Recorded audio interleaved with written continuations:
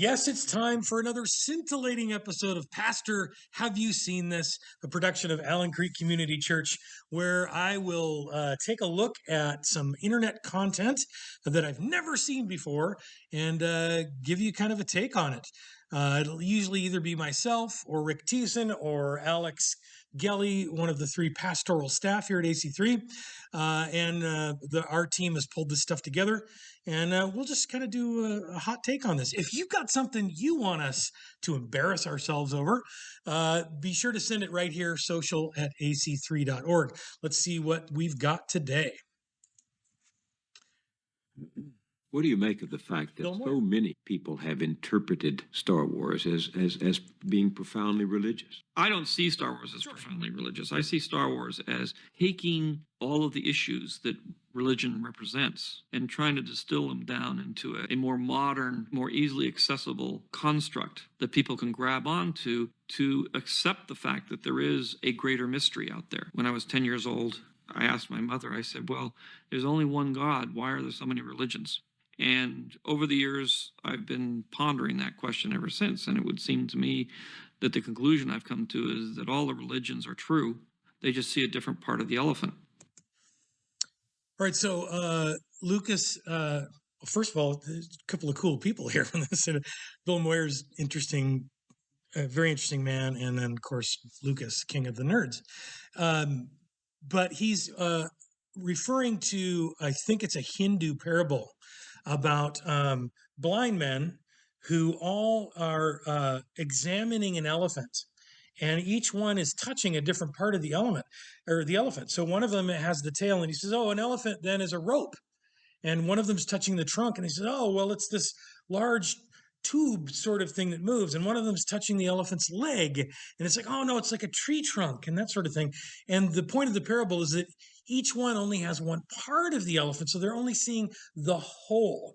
In other words, that all these religions are true, but the elephant can't be seen by any of us. Well, there's a fallacy built into this, which is that there is one person who sees the truth, and in this case, it's George Lucas. So, in other words, nobody can see the whole truth except for the person who's telling the parable. So, in other words, nobody can really know the whole truth except for the person who knows the whole truth. And that just always happens to be the person telling the parable. So that's a problem with that idea. Now, it doesn't eliminate the fact that maybe multiple religions do have part of the truth, but none of us can really know that, can we? So then we've then got to jump to the idea of one of these philosophical arguments, which is it'll come to me at some point. But you can't be B and not B at the same time. In other words, the Eiffel Tower can't be in Paris and in New York at the same time, in the same relationship, in the same way. It's the law of non-contradiction. That's what I was looking for. And so the problem is that we do have world religions that have things they agree on. Often that's about the moral rules. It's like, hey, you shouldn't kill people. Almost everyone's in agreement on that.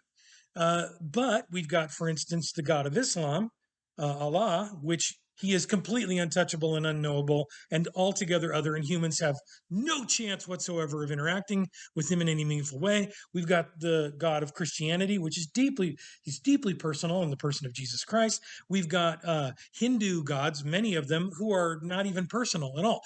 All of these things can't be true at the same time. So there's problems with George's idea there, I think. Religion is basically a container for faith.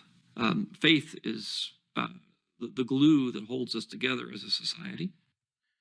Again, there's a premise based on his original idea that it becomes irrational. Faith in what? I had faith that this chair was going to hold me when I sat down in it. I don't worship it. It's not the creator of the universe. Faith in our culture, our world, or whatever it is that we're trying to hang on to. What do you make of the?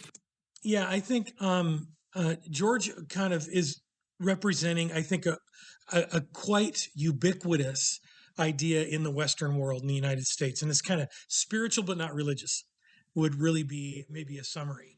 And it's a growing number of folks who I think, I don't know George's story, but folks who have, for whatever reason, become disenchanted with organized religion. But still, you can hear it in what George is saying there. There's something out there. Mystery, I think, was the word that he used. And so I think it's fascinating that somebody in George's position has not bought into hard atheism or materialism. It's interesting that there's an agnostic. He's open to the idea that there is something, maybe even a someone out there, not putting words in his mouth, he didn't say that, but that there's something out there. And I think that's really good news, that there are people who are open to that idea. But I think we've got to bring the rigor of reason to those questions, as well as examining evidence as it presents itself. So we can't have two things that are contradictory true at the same time, and we can't be the only one who really holds the truth. And everybody, right? We can't say there's no such thing as exclusive truth except for the fact of exclusive truth. So anyway, that was very interesting. Thanks for whoever sent that in. Be sure to send in anything you'd like us to comment on right here, social@ac3.org. See you next time.